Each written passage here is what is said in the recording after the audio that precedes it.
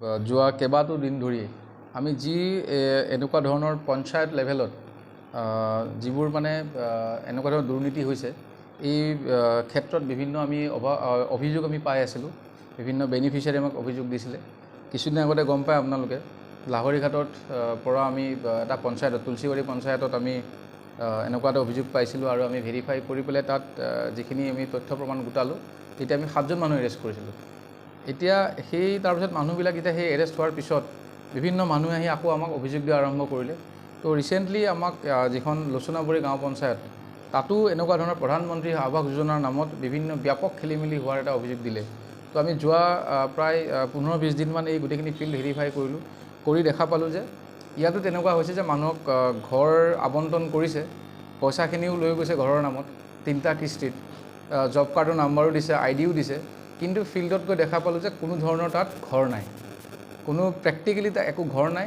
সেই ঘৰটোৰ বেলেগ এটা ঘৰৰ ফটো মাৰি পেলাই ইয়াতে দেখুৱাই দিছে যে এইটো প্ৰধানমন্ত্ৰী আৱাস যোজনাৰ এটা ঘৰ। তেনেকৈ আমি কেইবাটাও কেছ পালোঁ আৰু তাৰ ভিত্তিতে আমি যোৱাকালি তদন্তকাৰী বিষয়া লগতে আমাৰ বিভিন্ন টিমে কাম কৰি আছিলে আৰু ইয়াৰ লোচনাবৰী গাঁও পঞ্চায়তৰ সভাপতি দিলদাৰ হুছেইন আৰু GPC গাঁও পঞ্চায়ত কোঅৰ্ডিনেটৰ মহিদুল হাজৰিকা এই দুগৰাকীক আমি আটক কৰিছোঁ আৰু আমাৰ সোধপোছ চলি আছে। ইতিমধ্যে তেওঁলোকৰ এগেইনষ্টত বিভিন্ন প্ৰমাণ পাইছোঁ আৰু এই ক্ষেত্ৰত যিসকল সেই গাঁও পঞ্চায়তত কৰ্মৰত যিসকল আছে আমি তেওঁলোককো সোধপোছ কৰিম। তেখেতসকলৰ বিৰুদ্ধে যদি আমি প্ৰমাণ পাওঁ ডেফিনেটলি আমি তেওঁলোকৰ এগেইনষ্টত আমি একশ্যন ল'ম।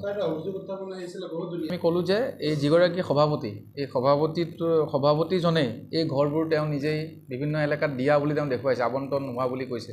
কিন্তু তাত গৈ দেখা গ'ল যে কোনো ধৰণৰ সেইবিলাক মানুহৰ নামত ঘৰ নাই, কিন্তু পইচাটো ঠিক তেওঁলোকে পইচাটো বেনিফিচিয়াৰীৰ নামতে পইচাটো ডিছবাৰ্চ হৈছে, পাইছে। যে বেনিফিচিয়াৰী সোধা হ'ল তেওঁলোকে গমেই নাপায়। অৰ্থাৎ আমি বিভিন্ন জব কাৰ্ডো সভাপতি ঘৰৰ পৰা আমি উদ্ধাৰ কৰিছোঁ, পাছবুক আমি পাইছোঁ। গতিকে এইবোৰ আমি ভেৰিফাই কৰি আছোঁ। যে আমাৰ একদম স্পষ্ট কথা যে এনেকুৱা লেভেলত যিসকল মানে আমাৰ একেবাৰে দুখীয়া শ্ৰেণীৰ লোক যিয়ে এনেকুৱা ধৰণৰ ঘৰ পাইছে, BPL যিসকল BPL মানে পৰিয়াল, তেখেতসকলৰ নামত যিবোৰ ঘৰ আবণ্টন হৈছে এই ঘৰবিলাকত এনেকুৱা দুৰ্নীতি হৈছে। গতিকে এই ক্ষেত্ৰত আমাৰ মৰিগাঁও পুলিচে বা যিটো এই সংক্ৰান্তে মৈৰাবাৰীত যিটো 137/23 ছেকশ্যন কেছটো ৰেজিষ্টাৰ হ'ল, গতিকে এই ক্ষেত্ৰত আমি এইকেইজন মানুহ এৰেষ্ট কৰিলোঁ আৰু এই দুৰ্নীতিটো য'তেই চলি আছে এই গোটেই মৰিগাঁও জিলাখনত মানুহবিলাকে আমাক অভিযোগ দিয়া আৰম্ভ কৰিছে। গতিকে তাৰ এগেইনষ্টত আমি একশ্যন ল'ম।